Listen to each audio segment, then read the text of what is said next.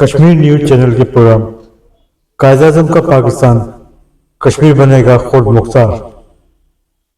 آپ کا میزبان شیخ عزیز الرحمان اپنے ناظرین کی خدمت میں حاضر ہے. آج ہم پشاور سے تعلق رکھنے والے پشاور بار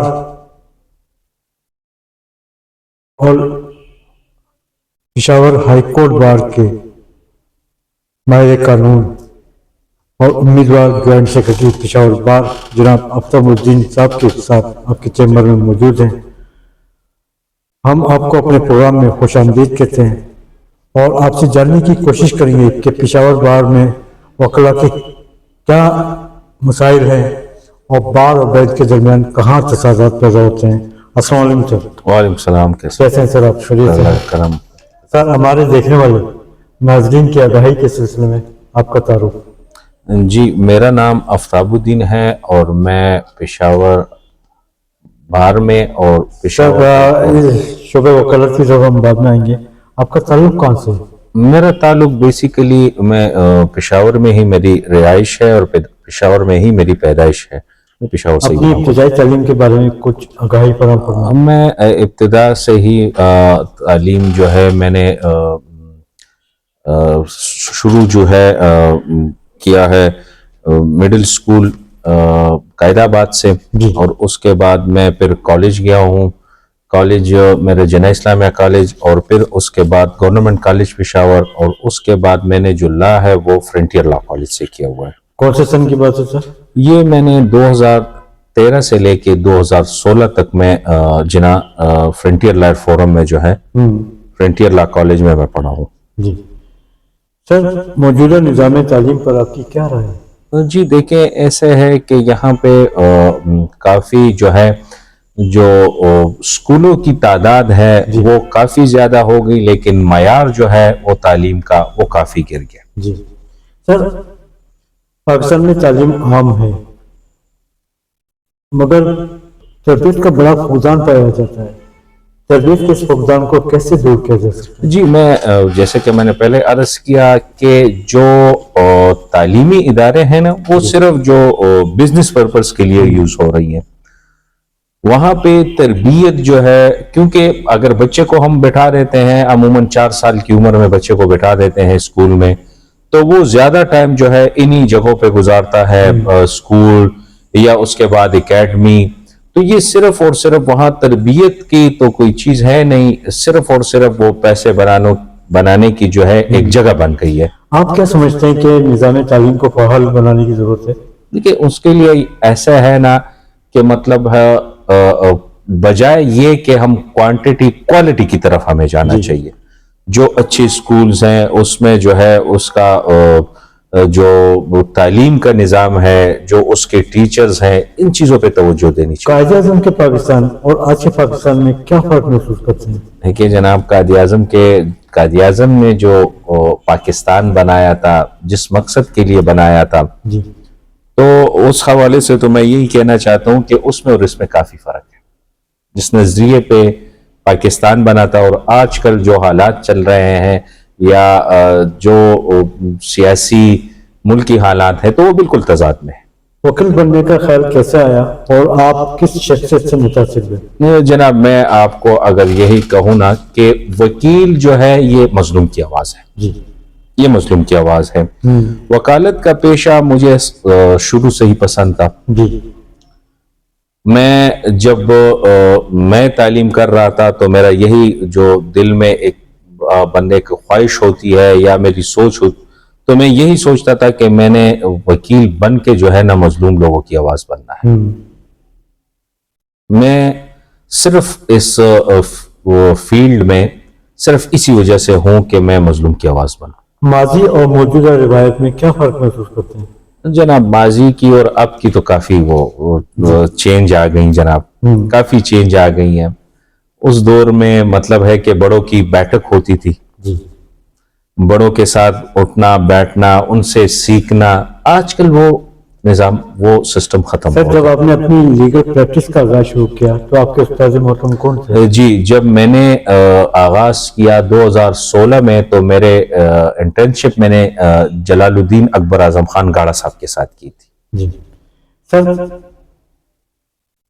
جیسا کہ آپ نے اپنی سینئر سے پریکٹس حاصل کی اور اعلیٰ عہدوں تک جا پہنچے ہیں، پروفیشنل وکلا میں شامل ہیں، لیکن آج کل دیکھنے میں آ رہا ہے نئے آنے والے وکلا اپنی سینئر کی پریکٹس سے نالاں نظر آتے ہیں، آرگومنٹس کے موقع پر بات نہیں کی جاتی، شارٹ کٹ چاہتے ہیں، جبکہ لانگ ٹرم شعبہ ہے، کیا کہیں گے آپ؟ جی ایسے ہے نا کہ آج کل جو فقدان یا یہ ہے نا، تو ایک تو یہی ہے کہ آج کل جو نئے آنے والے طلبہ ہے وہ جلدی جو ہے ایک چیز وہ ارننگ کی کوشش کرتے ہیں کہ شارٹ کٹس وہ لگا لیں، جبکہ وکالت میں شارٹ کٹس نہیں ہے، آپ کو محنت کرنی پڑتی ہے، آپ کو سیکھنا پڑتا ہے، آپ کو ایک چیمبر کے ساتھ کافی ٹائم تک منسلک رہنا پڑتا ہے۔ جی سر، 2016 سے آپ پشاور بار کا حصہ ہیں، کبھی آپ نے بار کی سیاست میں حصہ لیا؟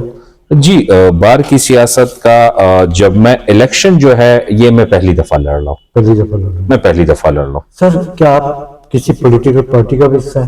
نہیں جناب، میں اس ٹائم ہمارا ایک فورم ہے یہاں فرنٹیئر لائٹ فورم، جی میں ان کا امیدوار ہوں جو کہ ایک غیر سیاسی فورم ہے جناب۔ جی سر، آپ کے پاس وکلا کے ویلفیئر کے حوالے سے کیا منشور اور کیا تجاویز ہیں جس کی وجہ سے آپ جوائنٹ سیکرٹری کا الیکشن لڑنے جا رہے ہیں؟ جی میں سب سے پہلے جیسے میں نے وکالت کے پیشے میں بھی آنے کی وجہ بتائی، اسی طرح میں یہ الیکشن جو لڑ رہا ہوں تو میں یہ جو نئے آنے والے اسٹوڈنٹس ہیں، لا اسٹوڈنٹس ہیں، وکلاء صاحبان ہیں، ان کے لیے جو ہے میرے دل میں ہے، میرے دماغ میں ہے کہ میں ان کے لیے کچھ نہ کچھ ایسے پروگرامز کروں کہ وہ مطلب کہ اس پیشے سے جو ہے نا وہ نالا نہ ہو۔ تربیتی مہم کا آغاز کس طرح شروع فرمائیں گے آپ؟ جی مہم کا آغاز تو ایسے ہے کہ ہم نے جو ٹکٹ مجھے ایشو ہوا ہے اور ٹکٹ ایشو ہونے کے بعد جو ہے ہمارا باقاعدہ طریقے سے کمپین شروع ہو جاتی ہے، تو انشاءاللہ وہ ہم نے شروع کر دی ہے۔ سر، بار میں وکلا کے حوالے سے بے تحاشا مسائل پائے جاتے ہیں، جیسے کہ پارکنگ کے بڑے مسائل ہیں، چیمبرز کے بڑے مسائل ہیں، صاف پانی کا بڑا مسئلہ بنا ہوا ہے، تو اس حوالے سے آپ کیا کہنا چاہیں گے؟ جی دیکھیں، پارکنگ کا جو مسئلہ ہے تو وہ تو وکلاء کی جو پارکنگ ہے اس پہ تعمیرات شروع ہے اور انشاءاللہ بہت جلد مکمل بھی ہو جائے گا، اللہ تعالیٰ نے کامیابی دی تو اس پہ خصوصی توجہ جو ہے اسی بات پہ ہوگی کہ وکلاء کی جو پارکنگ کا مسئلہ ہے یہ حل ہو جائے۔ اور چیمبرز کے حوالے سے؟ چیمبرز کے حوالے سے تو ایسا ہے کہ چیمبرز بن بھی رہی ہے انشاءاللہ، اور بھی جو یہ پارکنگ میں جو ہے تو انشاءاللہ اس میں بھی کچھ جب ہم کابینہ میں آئیں گے تو انشاءاللہ اس کے لیے بھی کوشش کریں گے کہ وکلاء کے لیے پارکنگ کے اوپر چیمبرز کا جو ہے وہ تجویز انشاءاللہ ہمارے۔ صاف پانی کے حوالے سے ایسا ہے کہ صاف پانی کے حوالے سے انشاءاللہ یہ ہے کہ صاف پانی بھی جو ہے اپنے بورز وغیرہ کر کے اور انشاءاللہ وہ بھی ہمارا ہے کہ میرے کابینہ میں آنے کے بعد انشاءاللہ تو وہ بھی ہم اس کے لیے بھی کوشش کریں گے۔ صحت کے حوالے سے کوئی پروگرام تجویز دیں گے آپ؟ جی صحت کے حوالے سے تو یہ ہے کہ انشاءاللہ جب ہم آ جائیں تو وکلاء کے صحت کے حوالے سے یہی ہے کہ کسی مطلب ہے کہ جو وکلاء ہیں وہ ان کے لیے ایک الگ ہسپتال کے لیے ہم مطالبہ کریں گے حکومت وقت سے کہ وکلاء کے لیے ایک الگ اسپتال بنایا جائے۔ سر، ہمیشہ کالے کوٹ میں آئین و قانون کی بالادستی کے لیے آواز اٹھائی، بدقسمتی یہ کہ کالے کوٹ کی آواز کو دبانے کی کوشش کی جا رہی ہے، جھوٹے مقدمات دائر کیے جا رہے ہیں، جھوٹی FIR درج کی جا رہی ہیں، روک تھام کس طرح ممکن ہے؟ دیکھیں جناب، یہ ہے نا کہ وکلاء کا جو اس میں رول ہے وہ بہت اہم ہے۔ جی میں قانون کی بالادستی کی بات، رول آف لا کی بات، جی سپریمیسی آف لا کی بات کی، تو ایسا ہے کہ انشاءاللہ سپریمیسی آف لا اس پہ کوئی وہ کمپرومائز نہیں ہے انشاءاللہ۔ اور رہی بات کالے کوٹ کی آواز دبانے کی، تو انشاءاللہ کالے کوٹ کی آواز کوئی نہیں دبا سکتا ہے۔ ان مسائل کے علاوہ آپ پروفیشنل وکیل ہیں، آپ کے نزدیک وکلا کے چند اہم اور بڑے مسائل کیا ہیں؟ جی دیکھیں، ایک تو جو وکلاء کا جو مسئلہ ہے جو میرے ذہن میں ہے، جیسے کہ میں نے بتایا کہ دیکھیں وکلاء ہر جہاں بھی ہے تو وکلاء کے لیے اسکول وغیرہ جو ہے، کالج وغیرہ ان کے بچوں کے لیے، ہسپتال جو کہ ہر ڈپارٹمنٹ یا ہر اس کے لیے ہے، تو اسی طرح وکلاء کے لیے ہاسپٹل وغیرہ اور ان کے بچوں کے لیے اسکول وغیرہ، ان چیزوں کی جو ہے اس وقت اشد ضرورت ہے۔ پاکستان کی سیاسی انتخابات ہوں یا وکلا برادری کے انتخابات، بڑے بڑے دعوے نظر آتے ہیں ہر امیدوار کی طرف سے، کیا آپ ان موضوعات پر عمل درآمد کرانے دیکھیں جناب، جو سیاسی وہ ہے ہمارے بار کے انتخابات اور ان انتخابات میں کافی فرق ہے۔ یہاں پہ ہمارے بھائی چارے والا جو ہے الیکشن ہوتا ہے، یہاں پہ کوئی ہارتا جیتتا نہیں ہے، وکلاء کی جیت ہوتی ہے، کالے کوٹ کی جیت ہوتی ہے۔ تو یہاں پہ ایسے کوئی وہ ہے نہیں کہ باہر کے الیکشنز میں اور اس الیکشن میں، اس میں کافی زیادہ فرق ہوتا ہے۔ دیکھنے میں یہ بھی آیا اکثر کہ قیادت کامیاب ہونے کے بعد یا تو جھک جاتی ہے اپنی ذاتی مفادات کے خاطر یا بک جاتی ہے۔ نہیں جناب، ایسی کوئی بات ہے نہیں۔ وکلاء کے جو ہے انشاءاللہ ہم ہمیشہ چاہے جو بھی پارٹی جیت لے وہ قانون کی بالادستی کے لیے جنگ ہی کرتے ہیں۔ جی، بینچ اور بار گاڑی کے دو پہیے کہلاتے ہیں، بینچ اور بار کے درمیان کہاں تصادم پیدا ہوتے ہیں؟ دیکھیں جی، تصادات کی بات اگر آپ کر لینا تو ایسی کوئی ہے نہیں، بینچ اور بار کے بغیر یہ سسٹم چل ہی نہیں سکتا ہے جناب۔ بالکل، یہ تو ایک ہی گاڑی کے دو پہیے ہیں جناب، نہ بینچ بار کے بغیر اور نہ بار بینچ کے بغیر، یہ چل ہی نہیں سکتے جناب۔ بار اور بینچ کی تباہی کی کیا وجوہات ہیں؟ دیکھیں جی، ایسے ہے نا کہ میں اگر بتا دوں تو یہ کچھ مسائل جو ہیں وکلاء کو ہیں، درپیش مسائل ہیں اور چیلنجز ہیں جس سے نمٹنے کے لیے جو ہے نا وہ قیادت کی ضرورت ہے۔ سر، دیکھنے میں یہ بھی آیا ہے کہ بینچ اکثر چہرہ شناسائی کے تحت فیصلے کرتی ہے، آپ کی کیا رائے ہے؟ نہیں جی، اس بات کو تو میں بالکل بھی ماننے کو تیار نہیں ہوں، کیونکہ جو بینچ ہے وہ فیکٹس کے اوپر، فائل کے اوپر، ایویڈنس کے اوپر بلیو کرتی ہے، ایسی کوئی بات نہیں ہے جناب۔ وکلا بار بینچ کے بگڑے حالات کے ذمہ دار کون ہیں؟ دیکھیں جناب، جو ہے یہ تو حکومت کی عدم توجہ کی طرف بات چلی جاتی ہے کہ ان کی عدم توجہ کی وجہ جو ہے مشکلات کا سامنا پڑ رہا ہے۔ جیسے کہ پورے ملک میں عدالتوں میں مقدمات التوا پائے جا رہے ہیں، پشاور بار میں، ہائی کورٹ بار میں کیا صورتحال ہے مقدمات کے حوالے سے؟ دیکھیے جی، مقدمات کے حوالے سے اگر میں بات کر لوں تو وہ مجھے جو سب سے بڑا مسئلہ لگ رہا ہے تو وہ ہے ججز کی تعداد کی کمی کی وجہ سے۔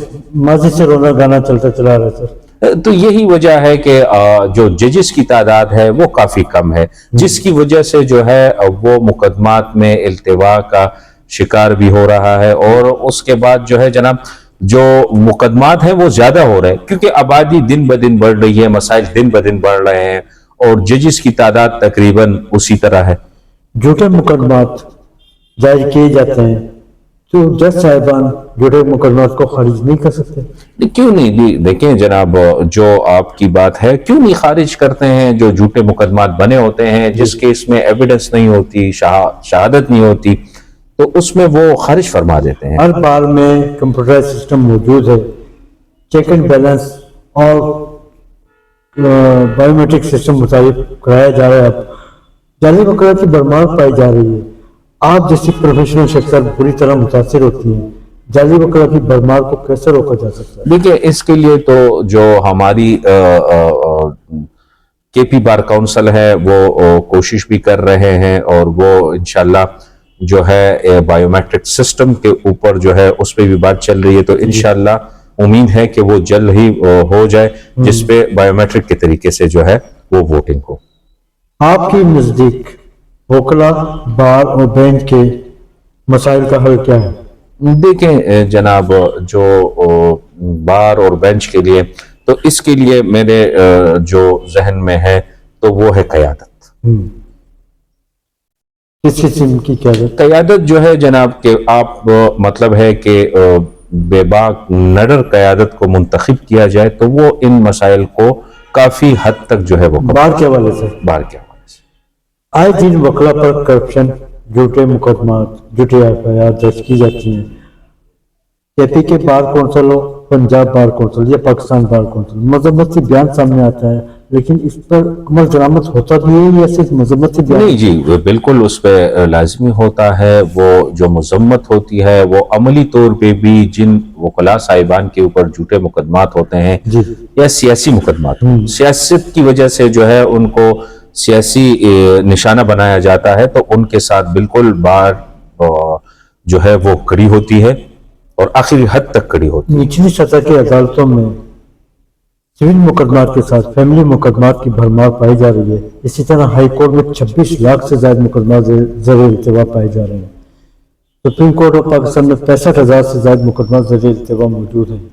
نئے اور پرانے مقدمات کو کیسے نپٹایا جائے؟ دیکھیں جی، وہ تو پھر میں نے وہی والی بات آ گئی کہ جو ججز کی تعداد کی بات میں نے کی ہے، کیونکہ کیسز کافی زیادہ ہیں اور ججز کی تعداد کافی کم ہے. تو سر انصاف کی فراہمی کے حوالے سے رکاوٹیں کہاں پیش آ جاتی ہیں جس کی وجہ سے مقدمات التوا کا شکار ہو جاتے ہیں؟ دیکھیں جناب، ایسے ہے نا، جیسے کہ آپ نے میرے ذہن کے مطابق ایسے ہے کہ اگر جہاں یہ جھوٹے مقدمات ختم ہو جائیں، فیئر ٹرائل ہو جائے، انویسٹیگیشن جو ہے فیئر انویسٹیگیشن ہو جائے اور اس کے بعد ٹرائل، تو جو جنہوں نے جھوٹے مقدمات بنائے یا انویسٹیگیشن غلط طریقے، ان کو سزا دی جائے.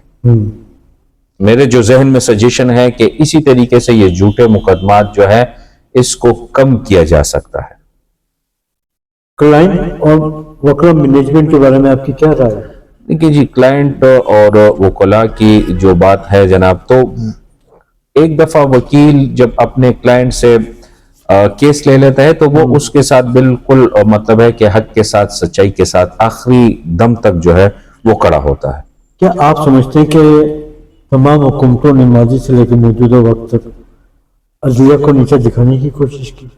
دیکھیں جناب، یہ تو ایک بات ہے کہ بالکل ان کی تو جو کوشش ہے وہ اسی طرح ہی ہے کہ بھئی ہم کسی طرح ان کی آواز دبا سکیں. لیکن جو وکلاء ہیں ان کی آواز دبانا یہ ناممکن بات ہے. تو آپ کے نزدیک اور آپ کے خیال میں کالے کوٹ کو کیسے آزاد کرایا جا سکتا ہے؟ عدالت کو کیسے آزاد؟ میں آپ کو اس کا بات، وکالت یا وکیل جو ہے نا ایک آزاد طبقہ ہے. اس کو کوئی جو ہے نہ دبا سکتا ہے، نہ اس کی مطلب ہے کہ کوئی دبانے کی کوشش بھی نہیں کر سکتا ہے.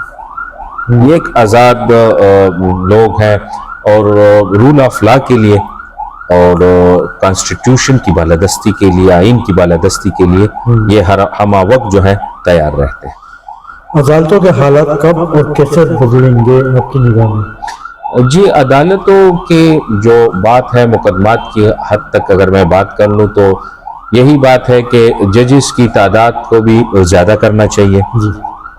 جو ہمارے انویسٹیگیشن سسٹم ہے اس میں بہتری لانی چاہیے. آج کل آپ کی کن مقدمات پر پریکٹس جاری ہے؟ میں تو کرمنل سائٹ پہ جو ہے پریکٹس جو ہے، کرمنل کیسز سائٹ پہ جو ہے میں پریکٹس زیادہ کرتا ہوں. کے پی میں کرائم اور جرائم کی وارداتوں کے حوالے سے کیا رائے ہے آپ کی؟ دیکھیے جی، جرائم جو ہے نا، جرائم ہر جگہ پہ ہوتا ہے. کے پی کی حد تک بات اگر میں کر دوں تو یہ سارے پاکستان، بلکہ پاکستان کیا کہ ساری دنیا میں جو ہے نا کرائم ہے. جہاں پہ انسان رہیں گے تو کرائم تو لازمی وہاں پہ ہوگا. وکیل بننے کے لیے جب ایک نیا وکیل پیش ہوتا ہے شعبہ قانون میں، اس کی ڈگری چیک کی جاتی ہے سر؟ جی بالکل ہماری ویریفیکیشن جو ہے وہ ہوتی ہے. ہم جہاں سے ڈگری لیتے ہیں تو بالکل ہماری ویریفیکیشن ہوتی ہے. جب ہم اپنا انٹیمیشن فارم جمع کرتے ہیں تو اس کے ساتھ ہماری اٹیسٹڈ ڈاکومنٹ ساری لگی ہوتی ہیں تو وہ ہو جاتی ہے. ایک اسلام آباد ہائی کورٹ کا کیس سامنے آیا ہے جسٹس طارق محمود جہانگیر صاحب کا. ان کی ڈگری کو جعلی قرار دیتے ہوئے انہیں نوٹیفائی کیا گیا ہے چیف جسٹس اسلام آباد ہائی کورٹ نے. آپ کیا سمجھتے ہیں کہ جوڈیشل کمیشن کا کام ہے یا چیف جسٹس اسلام آباد ہائی کورٹ کا کام ہے؟ جی یہ تو میں اگر کہہ دوں نا، کیونکہ وہ تو ان کے متعلق ہے، تو وہ جوڈیشل کمیشن کا ہی کام ہے. جی تو جوڈیشل کمیشن ہی دیکھ لے اس کو. تو سر آپ کے یہ خیال میں کیا جسٹس جہانگیر صاحب کے فیصلے بھی متاثر ہوئے ہوں گے؟ نہیں دیکھیں جی، یہ میں آپ کو ایک بات بتا دوں، کیونکہ اگر جج کا ایک فیصلہ ہے تو وہ اس کو پریویلیج حاصل ہے. جیسے کہ انہوں نے جو فیصلے دیے ہوئے ہیں نا، تو ان کو یہ ہے کہ بھئی وہ فیصلے وہ ٹھیک ہوں گے. جی یہ پریویلیج جو ہے نا وہ ان کو ہے کہ وہ فیصلے ٹھیک ہوں گے. تو یہ وجوہات کیوں پیش آئی سر؟ دیکھیں ایسا ہے نا کہ جو اگر ان کے یہ فیصلے کی بات کی جائے نا، تو فیصلہ ابھی ہائی کورٹ نے دے دیا کہ ان کی جو ڈگری ہے یہ جعلی ہے. جی ابھی ان کے پاس اپیل کا بھی حق ہے کہ وہ جا کے سپریم کورٹ آف پاکستان میں جو ہے اپیل دائر کر لیں اور وہاں پہ اپنے آپ کا ڈیفنس کر لیں. ان حالات کے پیش نظر پاکستانی عوام کا اعتماد پاکستان کی عدالتوں سے اٹھتا چلا جا رہا ہے، لیکن وکلا کلائنٹ مینجمنٹ ابھی بھی جاری اور ساری ہے. آپ کی کیا رائے ہے؟ نہیں جی دیکھیں، ابھی ایک فیصلے سے جو ہے نا، ایک فیصلے سے تو سارا، صدیقی صاحب کا بھی کیس سامنے آیا تھا. دیکھیں ایک کیس کے ساتھ جو ہے نا آپ سارے سسٹم کو نہیں جوڑ سکتے. سارے سسٹم کا یہ ہے کہ ایک جگہ پہ شاید ایک جگہ پہ ایک فیصلہ غلط آ جائے، تو اب سارے سسٹم کو تو غلط نہیں کہہ سکتے نا جناب. اگر ماضی کی بات کی جائے، پاکستان کی عدالتوں میں جسٹس منیر کے دور سے عدالتوں میں خامیاں شروع ہوئی نظریہ ضرورت کے تحت. اس کے بعد آتے ہیں ایک مومنٹ چلتی ہے عقیدہ کی آزادی اور جج صاحبان کی بحالی کا میٹر لے کر. علی احمد قط صاحب، قاضی انور صاحب، اعتزاز احسن صاحب اور دیگر وکلا بھی شامل تھے. اس میں بھی کچھ خامیاں نظر آئیں. اس کے ساتھ آتے ہیں جسٹس قاضی فائز عیسیٰ صاحب. وہ تو اپنی غلطیوں کا اعتراف کر کے جاتے ہیں کہ جی ہم سے ماضی میں غلطیاں ہوئی ہیں. ایسی کیا غلطیاں ہیں جو کہ چیف جسٹس آف پاکستان اپنی غلطیوں کا اعتراف کر کے جا رہا ہے؟ دیکھیں جی، جو جج ہوتا ہے وہ بھی ایک انسان ہی ہوتا ہے. جی ایک انسان ہی ہوتا ہے، انسان سے غلطیاں ہوتی ہیں. معاشرے کی بات آپ نے کی، تو معاشرے میں جو ہے تو وہ تو انسان جہاں بھی رہتے ہیں تو غلطی انسان سے ہی ہوتی ہے. کوئی بھی بندہ جو ہے وہ پرفیکٹ نہیں ہے، کوئی بھی انسان پرفیکٹ نہیں بنا ہے. غلطی انسان سے ہو جاتی ہے ایسی جو ہے مطلب. اور باقی خامیاں کی بات کی آپ نے، تو خامیاں ہر جگہ پہ ہے، ہر سسٹم میں ہے. تو انشاءاللہ اس کو جو ہے نا ان خامیوں کو دور کرنا چاہیے. آپ کے تجربات کی روشنی میں عدالتوں کا مستقبل کیا ہے؟ نہیں دیکھیں جناب، جو میرے نظر میں ہے انشاءاللہ جو ہے ایک ریفارمز چل بھی رہی ہیں اور انشاءاللہ بہتری آئے گی. کس طرح ممکن ہے سر؟ دیکھیں جناب، ہم نے جو میں نے پہلے ہی عرض کیا کہ جو انویسٹیگیشن، ایک تو یہ ہے کہ ہمارے سسٹم میں جو جھوٹے مقدمات ہیں جی ان کا تدارک جو ہے، ان کا روک تھام انتہائی ضروری ہے. جی کیونکہ جب ان کی روک تھام نہیں ہوگی تو ایسی طرح مقدمات کی بھی بھرمار ہوگی اور عدالتوں کے اوپر جو ہے بوجھ بھی زیادہ ہوگا. تو ان کی روک تھام. دوسری بات جو ہے وہ انویسٹیگیشن کی حد تک ہے کہ انویسٹیگیشن جو ہے کیسز میں جو ہے وہ صحیح طریقے سے نہیں ہوتی. 27ویں آئینی ترمیم کے تحت آئینی عدالتیں قائم کی گئی ہیں. آپ کیا سمجھتے ہیں کہ سپریم کورٹ اور پاکستان کے جج صاحبان بخوبی خدمات انجام نہیں دے پا رہے ہیں جس کے تحت آئینی عدالتیں قائم کی گئی ہیں؟ دیکھیں جی، جو آئینی عدالت کی بات ہے تو اس میں جو ہے جناب یہاں پہ بھی کافی برڈن ہے سپریم کورٹ آف پاکستان کے اوپر بھی. اور ساتھ میں جو ہے وہ جو سیاسی کیسز ہیں ان کی بھی بھرمار ہے اور سپریم کورٹ کے اوپر بھی ہے. تو یہ جو ہے تو انشاءاللہ اس آئینی بینچ کا جو ہے یا آئینی عدالت ہے، اس سے جو ہے ان مقدمات میں کافی حد تک جو ہے کمی آ جائے گی.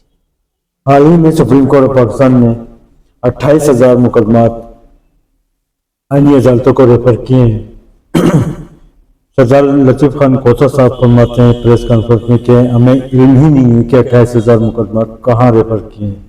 तो कहाँ ये 28,000 मुकदमा किसके पास गए, कहाँ गए, इस सिलसिले में आपकी क्या राय है? देखिए जनाब, वो तो एक अदालती सिस्टम है, केसेस ट्रांसफर होना, एक जगह से दूसरी जगह होना, वो तो अदालती उमूर है जनाब, वो तो हो जाते हैं, वो तो होते रहते हैं, केसेस एक जगह से दूसरी जगह ट्रांसफर होना।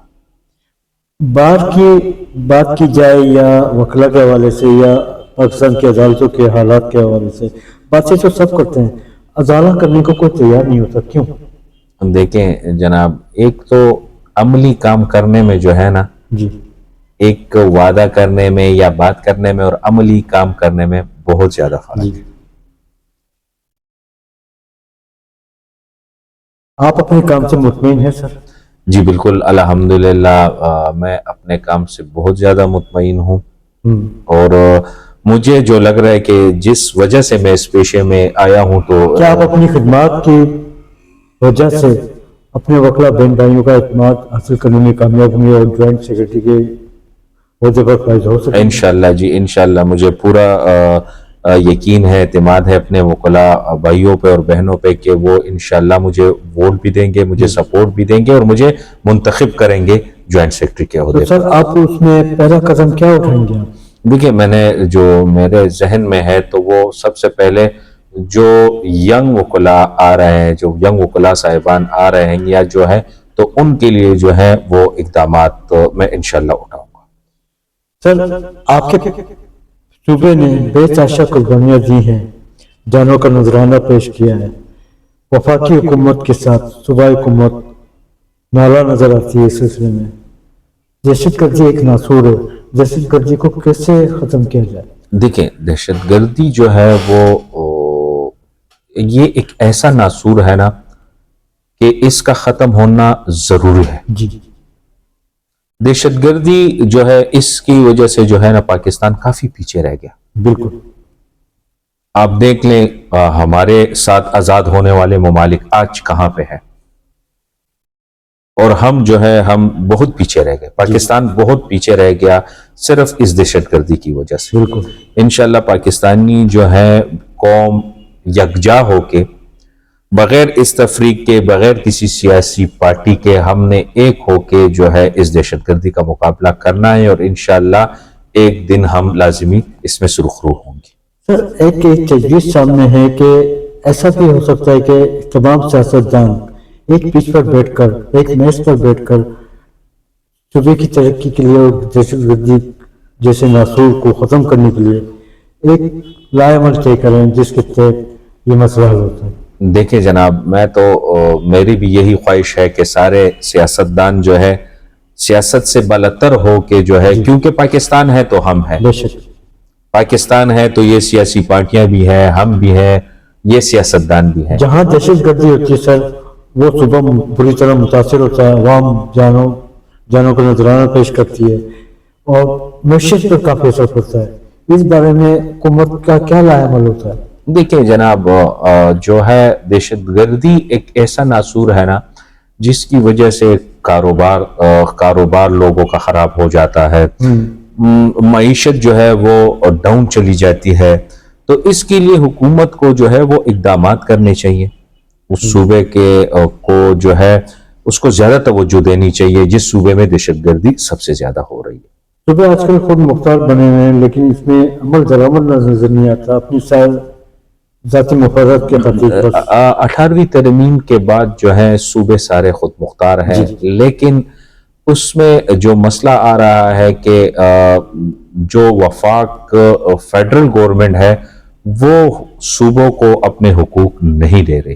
क्यों जनाब? ऐसा है ना कि यहाँ पे मैंने पहले ही कहा कि हमें सबसे पहले जो है सियासत से बालातर होके सोचना पड़ेगा, निजाम को तब्दील करना पड़ेगा, निजाम को तब्दील करना पड़ेगा, क्योंकि हमें सियासत से बालातर होके पहले हमें पाकिस्तानी होना पड़ेगा और पाकिस्तानी बन के जो है पाकिस्तानी कौम के बारे में सोचना चाहिए। क्या आपको दहशतगर्दी से पाक नजर आता है आपका सूबा? इंशाल्लाह जी, एक दिन हम बिल्कुल इनको शिकस्त दे के जो है ایک پاک صاف صوبہ انشاءاللہ، بالکل ایک پرامن صوبہ انشاءاللہ ہم دیکھیں گے۔ کشمیر پہ بات کرتے ہیں سر، 27 اکتوبر 1947 کشمیر کا یوم سیادی، کشمیری عوام اپنے حقوق سے محروم، آزادی کے منتظر ہیں۔ آپ کے تجربات کی روشنی میں مسئلہ کشمیر کا حل کیا ہے؟ دیکھیے جناب، مسئلہ کشمیر کا جو ہے تو یہ جنگوں پہ بات نہیں ہو سکتی، جی جو جنگیں ہیں وہ اس پہ بات نہیں ہو سکتی۔ کشمیر کا جو مسئلہ ہے وہ ٹیبل ٹاک پہ ہی حل ہوگا۔ لیکن سر 78 سال گزر گئے، کشمیریوں نے بے تحاشا قربانیاں دی، جانوں کا نذرانہ پیش کیا ہے، سفارشی تعلقات اور UN میں جو قرارداد پڑی ہے اس پہ امپلیمنٹیشن نہیں ہو سکی آج تک، کیوں؟ دیکھیں جناب، یہ تو ہے کہ جو مسلمان ممالک ہیں یا UNO ہے، یہ ان کو چاہیے کہ مطلب وہاں پہ انسانی حقوق جو ہے وہ پامال ہو رہے ہیں، جی ان کے بارے میں ان کو جو ہیلتھ آرگنائزیشنز ہیں یا جتنی بھی ہیں تو ان کو چاہیے کہ یا اقوام متحدہ کے پلیٹ فارم پہ جو ہے وہ ان کو وہاں پہ بات کرنی چاہیے کہ کشمیریوں کو ان کی مرضی کے مطابق جو ہے ان کا حق دیا جائے۔ ہندوستان کے کالے قانون کی وجہ سے کشمیری لیڈر یاسین ملک جیل میں قید ہیں اور زندگی موت کی کشمکش میں قید ہیں۔ دیکھیں وشال ملک صاحبہ ان کی اہلیہ ہیں۔ وشال ملک انصاف کی فراہمی کے حوالے سے در بدر کے دروازے کھٹکھٹا رہی ہیں، آپ کیا سمجھتے ہیں یاسین ملک کو کوئی انصاف مل پائے گا؟ دیکھیں ایسے ہے نا کہ انصاف ملنا یہ تو دنیا کا بھی ایک نظام ہے کہ انصاف ملنا چاہیے، جی ان کو بھی انصاف ملنا چاہیے۔ جو عالمی جو قوتیں ہیں ان کو چاہیے بلکہ کہ ان کو جو ہے وہ انصاف فراہم کرے ان کی اہلیہ کو، کیونکہ وہ ناحق قید ہیں، وہ ایک سیاسی جو ہے سیاسی قید ہے۔